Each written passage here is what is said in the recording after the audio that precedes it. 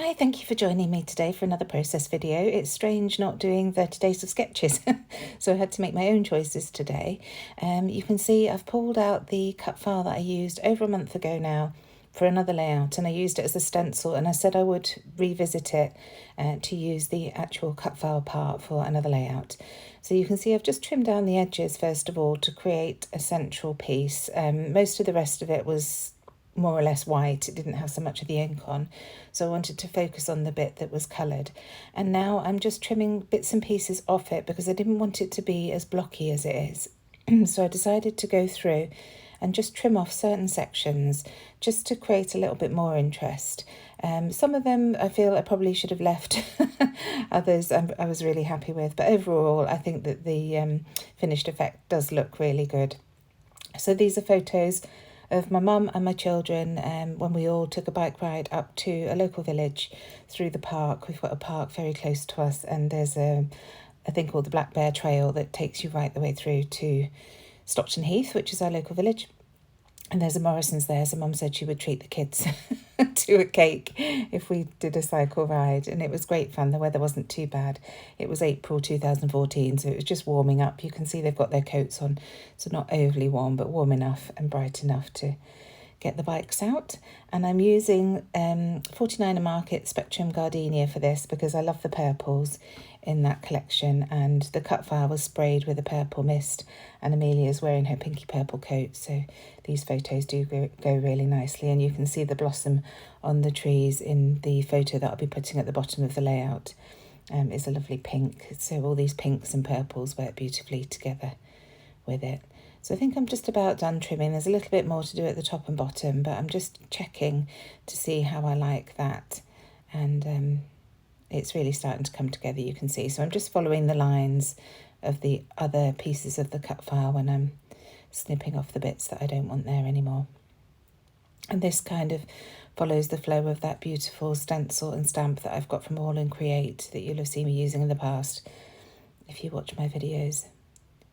So just about there now, and then I'm going to mat these photos onto this beautiful black and white striped paper. You can see I've just about used this piece up already. I'll definitely be getting another piece of this.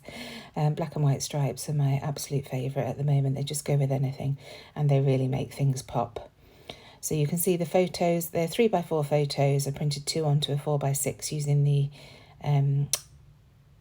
the Becky Higgins, oh gosh, what's it called? Project Life app on my phone. And then I've matted them onto scrap white card and then onto this beautiful stripy paper. And I'm just going to add a couple of those Sticks to foam dots to the back just to raise them up ever so slightly. And then I'll go in with my wet glue to glue that cut file down. I just wanted to check I was happy with the positioning of the photos and the cut files before committing. So here I am now with that wet glue. It's just a PVA, and I'm just going roughly around the edges, and then I'll add a tiny bit to the centre, and that will keep it nicely anchored to the page. Almost there, just looping round.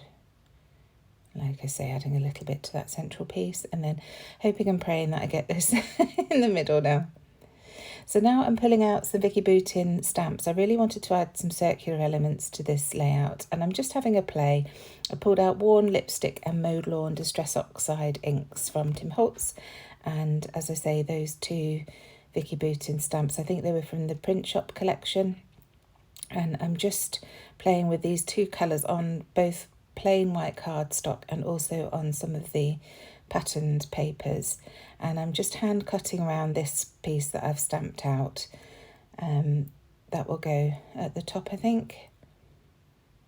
Just roughing up the edges with my fingernails. Oh no, that's the pink one, and that goes in the middle there. And then just pulling out the various shapes. I love this one. It's like a seed pod. So again, just cutting that out. After I've done a couple, I realised that I can pull out my punches. I was just being lazy. But it's not lazy, is it? It takes longer hand cutting. But anyway, there's the green one. And then pulling out this tiny one.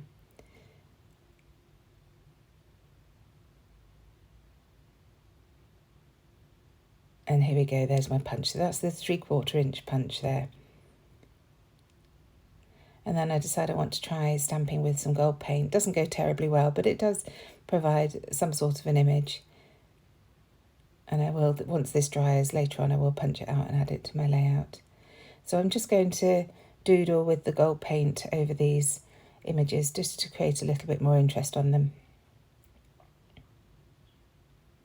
And I really love creating my own embellishments this way, getting use out of my stamps.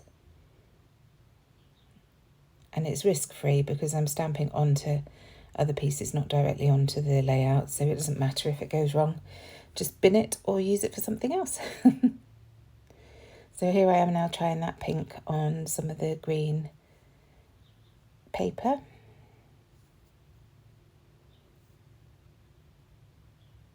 And punching that out with my punch again. And that will go towards the bottom here. Again, just roughing it up with my fingernails. I don't like the really clean, crisp edge when I've punched out circles, unless that's the look I'm going for on the layout. But this is quite a grungy layout, so definitely doesn't work on this one. So this is my 1.5 inch punch that I'm using here. And again, just adding some swirls of gold. And popping that up at the top. I've just added the tiny stamp to my finger there, and it's just being lazy again, stamping it onto this paper. Adding a little bit of gold and popping it down. And you can see I'm creating a line top to bottom that will draw your eye down the page. So just gluing all these down now with my wet glue. I want the photos to remain the focal point, so I'm keeping those raised and everything else will go flat onto the page.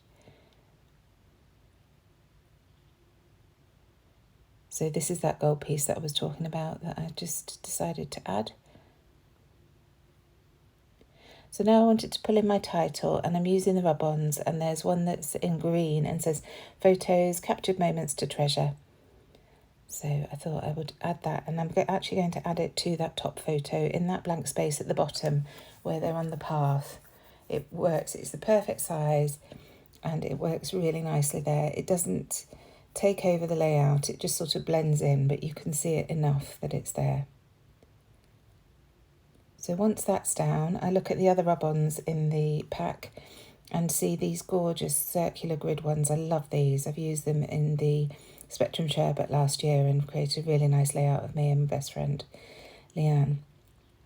So just using halves of these tucked underneath the photos. So the purple and green one there at the bottom, and then there's this pink one at the top. So trimming it in half, so I can add half up here, the main part, and then I add a little bit more to the bottom of the bottom photo, you'll see shortly. So that's that piece, and then here's that bit that's left over, just adding that to that bottom bit there. So now I'm going through the laser cut pieces, and I'm going to start embellishing around the photos. First of all, I find this piece that says Keep Choosing Joy, and I wanted to add something along the bottom of this photo because I had that rub-on along the other photo, just for continuity of design really. And then I tuck this green ticket there at the right hand side and a little purple stamp. And these are just filling in the gaps nicely and creating things for your eyes to rest on as you look around the page. Next I see this photo frame, and I just want to use one square, so trimming the other bit off to save for another day. And then that adds to the cluster as well. And I really like that. I love that you can see through it. It's just adding a different size and style to that cluster. I also spot these black heart buttons, and I think they'll look nice to add a pop of black around the page. So one at the top there and one at the bottom. The top one I haven't put on yet, have I? But I do. This is one of James's JD3D wood veneer pieces. It's paper thin, absolutely gorgeous, and it says gorgeous on it, funnily enough. So I'm just adding that there as well. Along with that button just layered up on top. And there is an awkward gap there you can see between that circle above that heart button. I will sort that out later on as I go through. So now adding some of these gorgeous fabric tabs. This one's a cloud with the sun behind it, which works for these photos because that's exactly how the weather was. And then one of the little suede smiley faces at the bottom. And this one is a floral tab as well, fabric tab. And that Flair badge is from the Spectrum Gardenia collection that I've designed, and it just says remember. So adding a little padded star at the bottom there. These are all from the Bits and Pieces collection at Hey Little Magpie. And now I'm going to add my journaling, and I wanted to raise this up onto foam as well. So I'm just writing it onto strips of white card, well, onto a piece of white card, and then cutting it out as strips. And then I'll raise that onto foam, and then I'll ink the edges with my black soot. And that's just a case of running the edges along the ink pad. I didn't want too much ink on there, but I just wanted to give a bit of definition around those strips. So here I am just rubbing those edges, as you can see. And I do that to each of the three. I won't make you watch all the three. It's very repetitive, but you can see I just rubbed each of the edges. And you can see it just gives a tiny black edge all the way around that journaling. And the journaling just reads, a lovely bike ride with Granny through the park to Morrison's and Stockton Heath for treats. So just getting those stuck down. And I've offset them against one another, but they are straight on the page. Now I decide I want to add some stitching just to add a different texture to the layout. So I'm going to go round this circular piece with my purple wax thread. So I'm just poking the holes, the guide holes in to start with before adding the thread. So just taping it to the back, just to hold it in place. And then I'll stitch through each of those holes and then back up through the middle and then down through the next hole. And I'll go all the way around that circle doing this. There it is. And now I want to add some stitching at the bottom. Again, if I add a design element to one part of the page, I try and incorporate into another part as well. So here I just do a whip stitch around the bottom of the cut file and then pull the thread back through those whip stitches and attach it to the other side of the cut file. You'll see what I mean in a minute.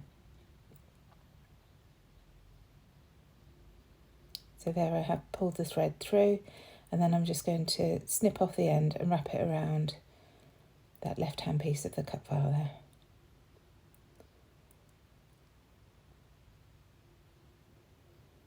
And it's just creating another bit of interest down at the bottom of the page there. And I do cover up a lot of this actually.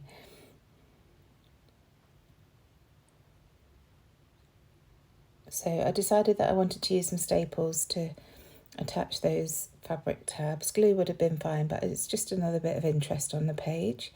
And then I remembered I had the ephemera bits. Again, I'd forgotten all about these, so I'm just pulling some of those out. A little ticket here to fill in that gap that I was talking about earlier on the left-hand side. And I just scuff it up a little bit with my nails. And then seeing what else I can find.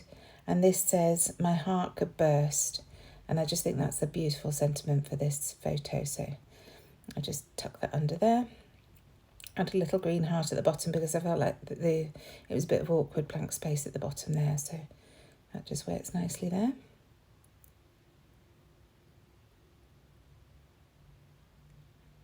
And then this is a tab which I'm going to use on the right hand side there to add my date to, so I just use my roller date stamp on that and a little ticket behind it, a label shape in blue, just for another layer really, nothing more than that.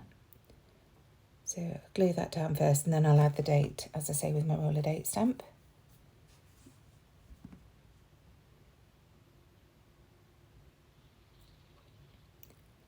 So just gluing that down on top of that label. A little bit of a tidy up. And then I wanted to add a butterfly to that awkward end of that cut file there, and now I'm just adding some bits and pieces, another piece of gold that I'd failed to stamp at the bottom and some little embroidery flowers just to embellish around that bottom corner and to extend the bottom out. I felt like it was a bit heavy on the right hand side, so I just wanted to even it out by adding something on the left hand side. So bringing in some little enamel dots from my stash there, and now I'm going to go in with some gold splatters with my gold paint. And that's pretty much it. Thank you so much for joining me. I hope you've enjoyed watching this. I'm so pleased to have that cut file off my desk. It's been hanging around for a good while. It's really nice to have it used on another page and get some more photos in my album. Thanks again, and I shall see you again on Tuesday for my next video. I'm back to my usual schedule of filming Tuesday, Thursday, Sunday. Thanks so much. Bye.